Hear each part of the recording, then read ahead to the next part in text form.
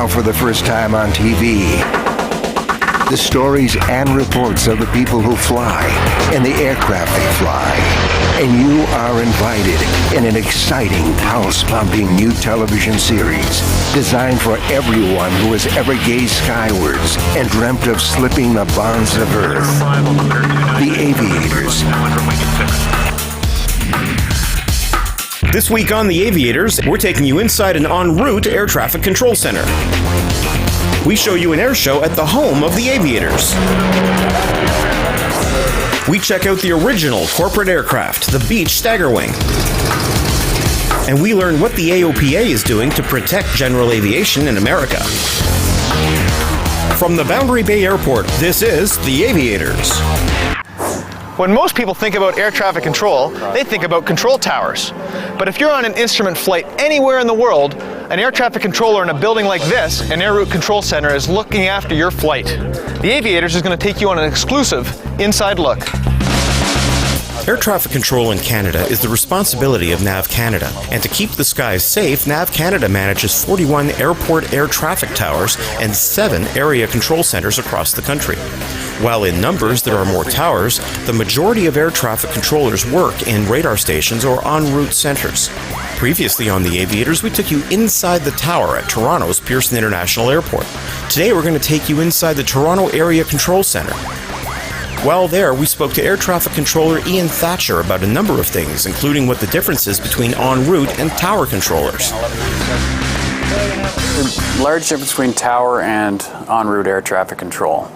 Tower will look after the general vicinity of the airport. A tower control zone is basically about a 5-mile ring around an airport. But basically, from the time that the airplane is airborne, wheels up, it will be in contact with your en route centers, and from departure to destination will be under control of air traffic control, being watched by controllers in en route centers very much like this. Center handoff northeast of Aylmer, 30 Air Canada 37. Through a series of radar handoffs, air traffic controllers ensure aircraft move safely across the country. Their primary job is to ensure that aircraft maintain lateral and vertical separation from each other during instrument or IFR flights. This could mean controlling anything from a 1-ton Cessna to a 540-ton A380. Despite the size difference, a small aircraft can easily knock a jumbo jet out of the air. ATC has to make sure that these aircraft, which are thousands of feet in the air and miles away, don't come anywhere near each other. To learn how to do this requires not only nerves of steel, but months of training. I started training about 15 years ago. What we learned was basically about aviation in general, from the pilot side of things and then control side of things. It was basically a generic course, and it got more specific as we went on. I learned en route radar, and I learned tower control as well. I trained for 7 months generic and approximately 5 months in the simulator here in Toronto, and then about a year of on-the-job training operationally with a licensed controller plugged in, basically watching every move I make until I qualified. To control aircraft, ATC use radar and position reports from aircraft transponders to know where the aircraft are. Using radios, they will then tell the aircraft what they want them to do. 93 Delta Charlie, turn right 10 degrees for traffic. At Toronto Centre, a controller may speak to over 1,000 aircraft in a day. To help cope with this, the workload is thoroughly subdivided. Basically, Canada is broken up into 7 flight information regions. We've got Vancouver, Edmonton, Winnipeg, Toronto, Montreal, Moncton, and Gander. And within those flight information regions, broken up into various specialties. And within those specialties are broken up into various sectors with both lateral and vertical splits. The airspace I work in particular is about 180 miles by 150 miles. It's broken up once laterally, north-south, and vertically we work 24,000 to 30,000, 31,000 to 35,000, 36,000 and up. And the vertical splits are to balance the traffic out, reduce the saturation of traffic. Ian had a chance to give us a walkthrough of what he sees on his screen and how he controls air traffic. This is a radar presentation of West High Specialty. Basically, from one side of the screen to another is 220 miles. Just to orient you here with my radar screen, this is Toronto, London, Ontario. Basically the American border here. Cleveland Center is down in this area, areas 1, 2, 3, Cleveland Center. Aircraft are displayed on the radar screen by a position symbol as well as a data tag displaying the information Ian needs to direct the aircraft. So this one here in particular is KLM 615, KLM flight number 615, and with the more critical information that we need for this flight, which is its altitude, currently 240, flight level 240 or 24,000 feet, and its ground speed in knots, 420 knots. I can click on it, call up his flight plan. Gives me a lot more information on the airplane, gives me his full flight plan. I've got his transponder code, his type of airplane. He departed Amsterdam, that's the location identifier for Amsterdam. His destination is Detroit, Michigan. His requested final altitude, his speed, which is Mach decimal 82, which is basically 82% of the speed of sound at that particular altitude, his navigational equipment, and his full route. All of the flight information displayed on the radar screen is also kept on paper flight strips in case of a radar failure. Aircraft moving through Ian's airspace follow set paths called airways. These are shown as green lines on the screen. This, combined with the aircraft's flight plan, allow a controller to anticipate how an aircraft will move through their airspace. This can change based on outside factors such as weather.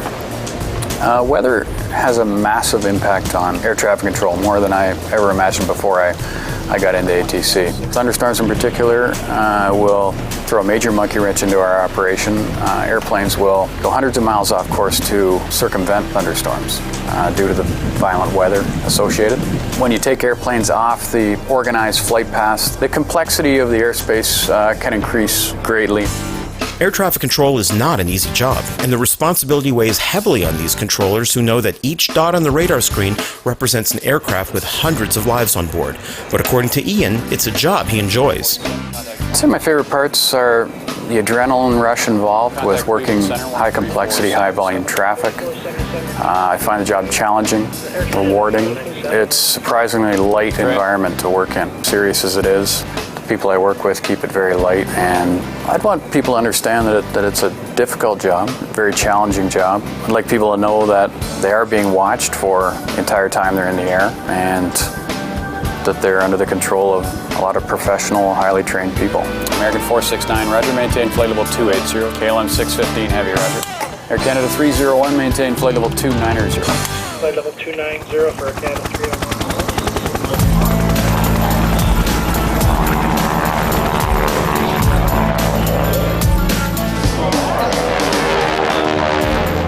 Now today we're at Boundary Bay, and Boundary Bay Airport is the home of the aviators, and we're really excited to be here today because this is the biggest day of the year here. It's their big air show. They've got a brand new terminal that they're opening up. They're going to have static displays and a terrific air show. The Royal Canadian Air Force first identified Boundary Bay as a potential airport when looking for locations to train pilots for the Second World War. Their flight training school took up residence when the base opened in April of 1941. In 2004, a private company, Alpha Aviation, acquired managerial control of the airport and began an ambitious upgrading program. In the past 6 years, the company has invested $35 million in runway and facility improvements. The airport is a tremendous aviation success story, with the control tower now being the third busiest in Canada. The entire Aviators crew was on hand for the air show, and Aviators creator and producer John Lovelace had a chance to talk with a number of the exhibitors and organizers. John is no stranger to Boundary Bay, as his 2009 Cross Canada Century flight originated at the airport. With 2 runways and RNAV capability, Boundary Bay was an ideal spot to launch the 100 aircraft flight, and an even better place for an air show.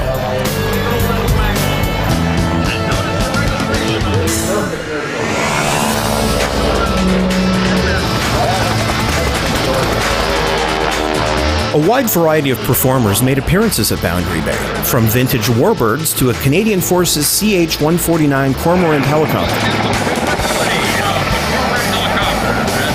A Citation CJ-2 also made an appearance, flown by Alpha Aviation chairman Fred Kaiser. Unlike a lot of CEOs, Fred chooses to fly his own corporate jet and proudly did so at Boundary Bay. CJ-2 has a range of 1,700 miles. Organizing an air show like this is not an easy task. John had a chance to speak with one of the event organizers, Linda Freer. I love it. I love being around the airplanes, seeing the aircraft do what they're supposed to do, the excitement of the pilots, and I'm just so glad to see everybody having a great time in an aviation facility that started in 1941, and having our Canadian forces here, our NATO forces, our general aviation pilots here. I go away thinking everybody's happy, I hope, and that makes me super happy. While there are a lot of challenges associated with organizing this sort of event, for Linda, the biggest challenge was fairly simple. I think it's staying calm. And, you know, anybody in aviation knows that. You can't panic. So staying calm, being really well organized, and being a multitasker. We had a lot of things going on today, so I don't think anything's gone off track. I think everything went well. But there's always more bodies needed to do even more tasks. The theme of the air show was Canada Remembers and was meant to pay tribute to the contributions made by past and present military aviators. This culminated with a moment of silence and a formation flypast by 6 Harvards or T6 trainers. These aircraft trained thousands of Commonwealth and American pilots to fight in World War II. The T6 legacy continues today with a new U.S. Air Force trainer of the same name.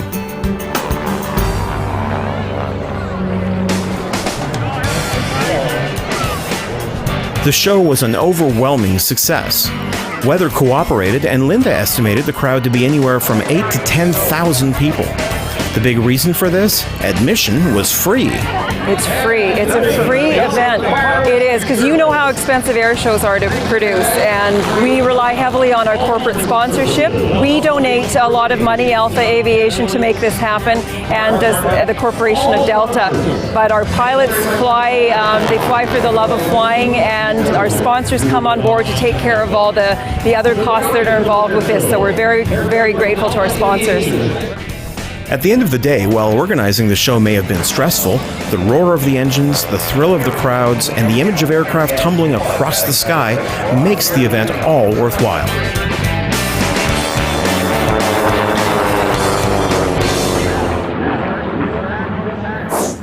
Here we are in the Yukon with the aviators, and we cannot believe our luck. We found this beauty sitting on the tarmac. This is a Beechcraft Staggerwing, 1941.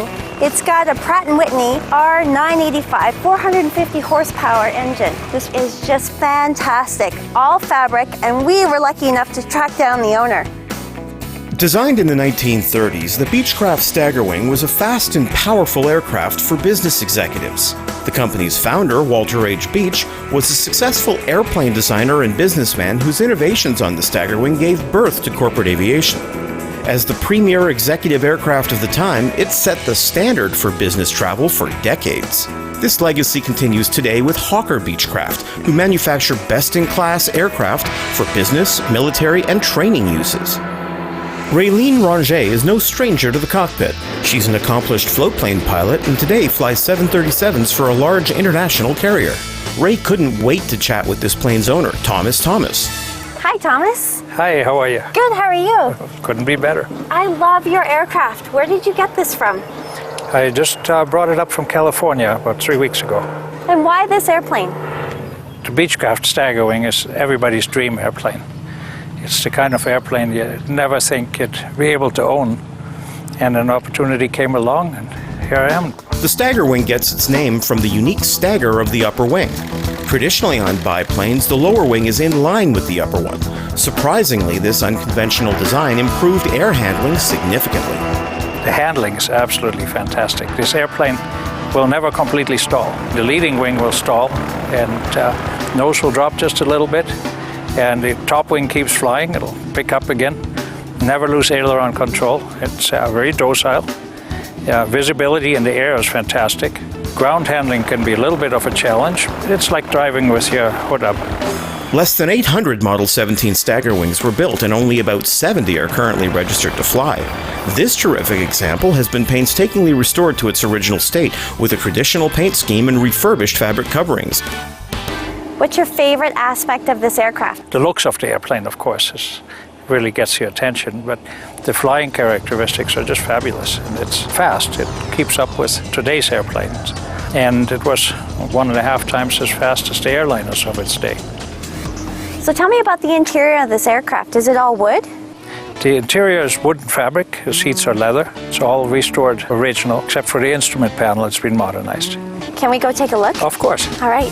The inside of the cabin features push-to-talk buttons in the side wood panels, as well as automotive-style roll-down windows. It even has a tape player. So it's pretty tight in here. This airplane was made for executive transport, and there's lots of room in the back seat, but the pilot was getting $5 a day. He didn't have to be comfortable. Another unique feature of the Beechcraft Staggerwing is its retractable landing gear, which was uncommon at the time. So it looks like it's all chains and pulleys down here. Yes, it is. It's all mechanical. It's quite complex. It works well. And it's all open when you're on the ground. That's right. It's very easy to work on. You just raise your head a little bit, you're right in the middle of all the mechanical stuff. The gear doors, they kind of bend out a little bit. Yes, they close up completely when the gear comes up. So when the gear's up, it's completely flush on the bottom. The retractable landing gear improved the aerodynamics of the Staggerwing, helping it to achieve remarkable speeds, up to 201 miles per hour, and making the flight from New York to LA in a record-breaking 14 hours. So what do you find is the biggest challenge of flying an aircraft like this? The biggest challenge of flying this airplane is fuel management. It has 5 fuel tanks, holds 147 gallons. You can only take off on the main tank and land on the main tank because you cannot produce maximum power on the other tanks. They're not vented large enough for the fuel flow that it takes for maximum power. It really takes some attention to keep track of where the fuel is. While the Beechcraft Staggerwing is a well-loved aircraft, it's not necessarily for everyone. The complex mechanics and unique structure require a pilot with the time and patience for extra maintenance and training. Tom has straightforward advice to those considering a Staggerwing. It's well worth it. It's a very enjoyable airplane. Just make sure you get a good one.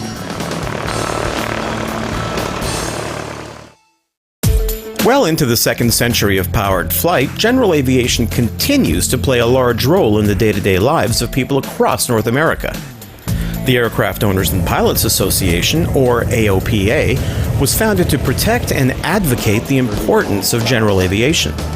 While also providing a wide range of services to its members, AOPA finds itself on the front lines of aviation debates on the municipal, state, and federal level. Curtis and Sarah had a chance to talk to a number of representatives of the organization, starting with AOPA President Craig Fuller. Craig, can you tell us a little bit about the history of AOPA? We know in 1939, a few aviators came together and, worried about the threats to general aviation, formed the Aircraft Owners and Pilots Association to make sure the federal government didn't overtax us, overregulate us, and that the cost would allow flying to be affordable.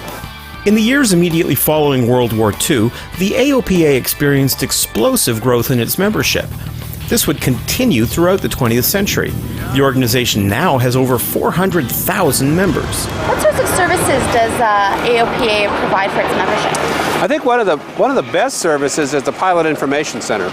We get almost 200,000 calls a year there and emails from people who want information about how to use their airplane, where they can fly, what type of airplanes they might be interested in, how to service airplanes. And so we're one of those sort of one-stop shops they can go for good information. But we also have insurance, we have a credit card program, and many other things. It's all on our website at aopa.org. In addition to advocating for general aviation and providing services to its members, AOPA has always published aviation magazines and newsletters. Curtis spoke to AOPA's editor-in-chief Tom Haynes under their famous Big Yellow Tent. Tom is responsible for the form and content that AOPA delivers about all different aspects of general aviation. Tom, can you tell us a little bit about the different magazines that AOPA offers to their membership? Sure. We actually have 2 magazines. We have AOPA Pilots, our flagship magazine. It's the largest aviation magazine in the world, and we consider it sort of the magazine of record for all of general aviation, and we cover all aspects of aviation, from the lightest airplanes up through business jets. I like to say our audience represents everybody from student pilots to astronauts. Our second magazine is Flight Training Magazine. It's the only magazine that serves the student pilot market exclusively. That's really who it's designed for. We work with flight instructors as well, and we offer a free 6-month membership to student pilots that includes copies of Flight Training Magazine every month, and very effective for that. Excellent. Now, in addition to the magazines that AOPA offers, AOPA hosts a huge database of credible information on the World Wide Web. What types of information would a viewer be able to find, and where should they go to look for it? Well, AOPA.org is AOPA Online, which is our main website. And that's where we house all the information that we create around what AOPA does from an advocacy standpoint. We have industry news there. We have AOPA Live, which is our video channel that we have started within the last year, where we're talking all about doing videos with industry leaders and talking about issues facing general aviation, all in a video format. That's our primary website. We have other web properties or web-related properties, and ePilots, our weekly email newsletter. We have eBrief, which is a daily email newsletter with industry news in it. And we also have the General Aviation Serves America website, which is gaservesamerica.org. This website and campaign was designed to help non-pilots better understand the everyday impact of general aviation. Enlisting some well-known spokespeople, this has helped the AOPA to attract attention to general aviation. One of the other high-profile things that I've noticed a lot recently is the AOPA has been working to talk about how general aviation serves America. You know, we will always have specific battles to wage at the federal and at the state level, but the overarching concern that I had when I came to this job was the lack of understanding and appreciation of the role general aviation plays throughout the country. It really provides the mobility that people need in meeting their business obligations or in personal travel.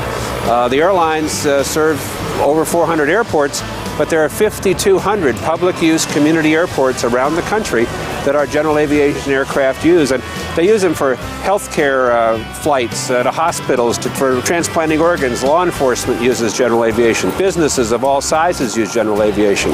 I was talking to a group of pilots one day, and I said, you know, how does your company decide where to open a new facility? And they said, well, they come out, they get in our airplane at headquarters, and we fly to different airports, different communities where we're going to expand our business. So the local community airport is usually a vital piece of local economy. That's the message we're trying to get across with our GA Serves America campaign, which Harrison Ford has been so generous to give his time, as well as Morgan Freeman gives his time to help get that message out. This message is for you. While educating the general public on general aviation is a big challenge for AOPA, attracting the next generation of pilots is also a core concern. 15, 20 years ago, there were over 800,000 people in the United States who had a private pilot's license and a medical certificate, meaning they were eligible to fly. That number's dropped below 600,000 at the beginning of this year.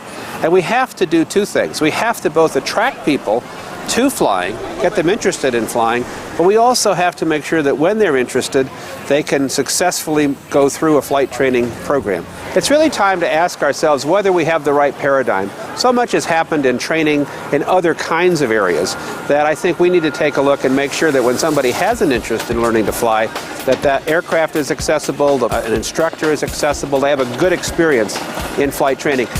To learn about how AOPA is achieving those goals, Sarah spoke to Jennifer Storm. Now, Jennifer, why is flight training so important to the AOPA? Well, AOPA is all about promoting and protecting general aviation, and it's so critical for the future of general aviation that we have the next generation of pilots coming in. So we don't just focus on pilots, we also focus on people who are training to become pilots, as well as people who are dreaming about becoming pilots. So you focus on both non-pilots and student pilots. What sorts of services do you have available to both of those populations? Well, we cater to them at different stages. So when they're considered prospective pilots, and we use that term on purpose rather than non-pilots because we think someday they will be pilots. When they're prospective pilots, we have our Let's Go Flying program. And it has a website, letsgoflying.com, that has a ton of resources on there. If we can become pilots, they can become pilots. Regardless if you're a pilot or not, an AOPA membership is an inexpensive way to stay informed and be part of the debate on the future of general aviation. With their ongoing advocacy efforts, bundle of informative websites, and over 400,000 members strong, AOPA is striving to ensure that you'll be able to go out to your local airport and go flying for another 100 years.